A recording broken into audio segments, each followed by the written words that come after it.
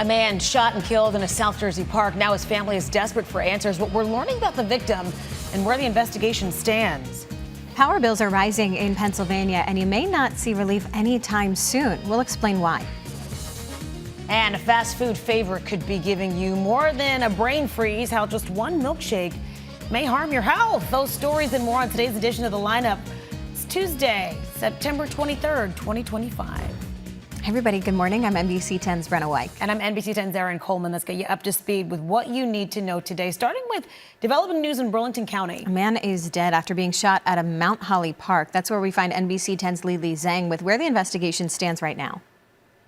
We're expecting an autopsy to be performed for the victim today. He was shot near this area where we are now at Mill Dam Park. And while quiet this morning, it was swarming with police last night. According to police, the man who was gunned down was shot right before 6 o'clock yesterday evening. A person who identified themselves as a relative of the victim told us last night that the victim was in his 20s and from this area, adding that he's a father to a young girl, and also saying that he was a good man. His family has so many questions about exactly what happened. So far, no arrests have been made. The Burlington County Prosecutor's Office is also involved in this investigation, asking anybody with information to come forward. Reporting in Mount Holly, Lili Zheng, NBC 10 News.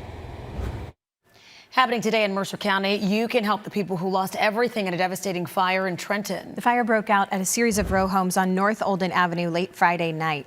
Trenton Central High School senior Joseph Kokulo died in the fire.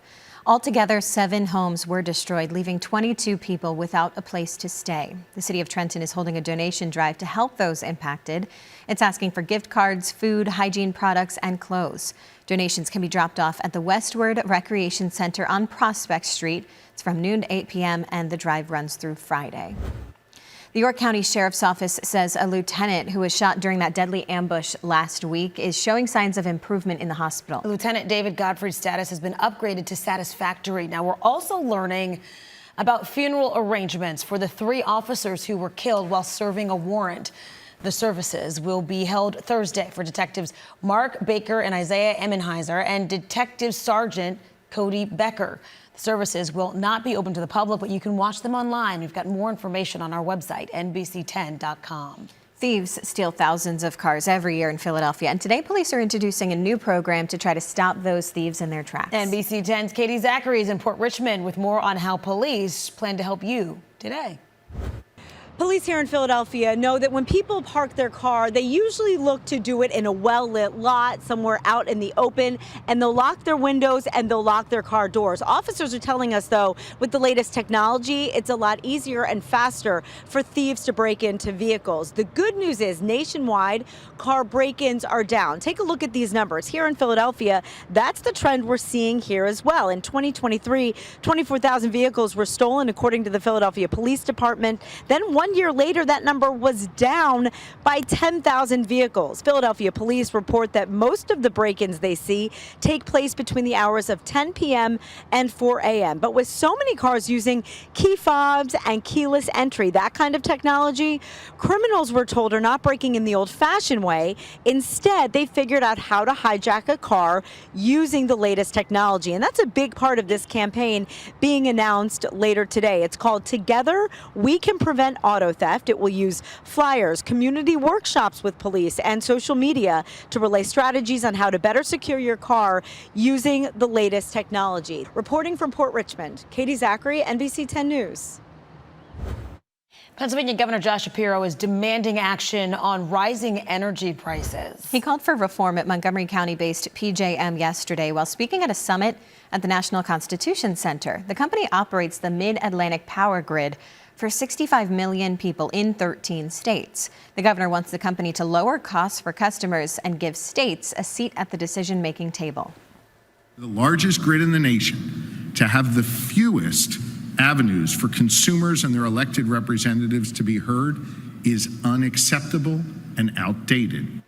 PJM released a statement in response saying in part, quote, meeting the demands of a rapidly changing energy landscape will require solutions that extend beyond any one institution. It will require PJM, the industry, and especially our states all working in concert.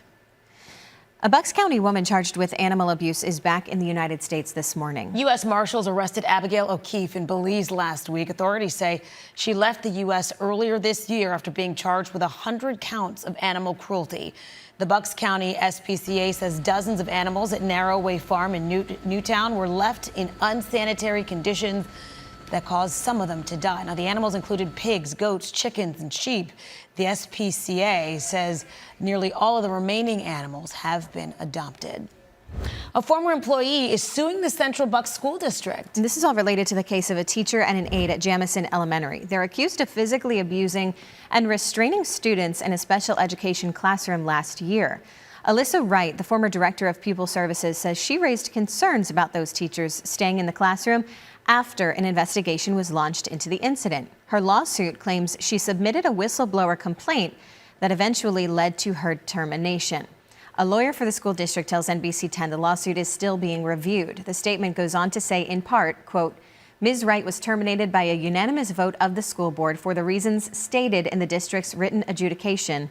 Her persistent negligence in the performance of her duties as director of Pupil Services, as well as her persistent and willful violation or failure to comply with the school law of the Commonwealth related to the district's response to the abuse of children at Jamison Elementary School. Crews are restoring the Jewish History Museum in Old City, which vandals targeted last month. You can see crews removing the sign covered in red paint from the Weitzman Museum. 33-year-old Leroy Hayes from New Jersey admitted to spray painting the sign and walls twice last month. Leroy is now charged with ethnic intimidation and criminal mischief. Well, after nearly 40 years of dedication to the fight against HIV, AIDS Walk Philly is coming to an end. Organizers say it's ending the event due to rising costs and limited resources. Since 1987, the walk has raised millions of dollars for prevention, treatment, and support services across our area. The group behind AIDS Walk Philly is holding a tribute to the event. It'll be October 19th at William Way LGBT Community Center. There will be curated exhibits and guided tours. Past participants are encouraged to wear their AIDS Walk gear. Soon, Weight Watchers will provide treatment options for women going through menopause. The weight loss company is teaming up with New Jersey native Queen Latifah on a new menopause care program. It offers nutrition and lifestyle support for issues like hormone-related weight gain. That includes access to prescription weight loss medications and hormone replacement therapies. Hey, cycling isn't just good for your physical health. Yeah, a new study shows it can also prevent cognitive decline. Researchers found people who regularly biked lowered their risk of Alzheimer's disease by 22%. It's compared to people who regularly take cars, buses, and trains. People who chose active travel modes were more likely to be women, non-smokers, and engaged in more physical activity in general. All right, we got some bad news for those of you with a sweet tooth. NBC 10 Sheila Wacko explained to us earlier this morning, who doesn't love a milkshake with their favorite burger, right? Well, according to new research shared in the National Library of Medicine, just one of them can actually impair blood flow to the brain. Doctors say this can increase your risk of stroke and dementia due to the large amount of saturated fats found in milkshakes. Unsaturated fats, those are the way to go. They include foods made with olive oil, avocados, and walnuts. Now, here's the thing. I dug into this a little bit.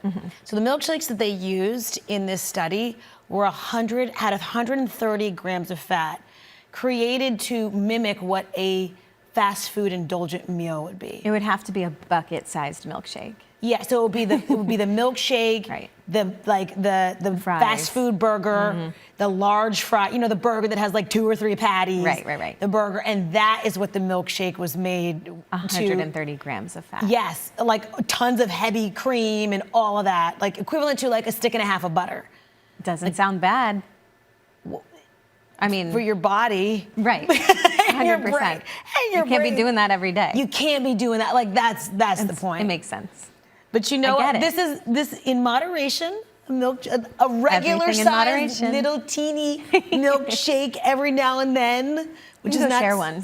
Exactly. It sounds good. Find a friend, share the milkshake, and do it like once a month. Spread the love. Spread the love a little bit. That does it. That's a nice word. Nice way to wrap that up. That does it for today's edition of The Lineup. For Erin Coleman, I'm Brenna Weick. Remember, you can get NBC 10 news updates right here on the NBC 10 app. Catch us weekday mornings from 5 to 7 a.m. Have a great day. See ya.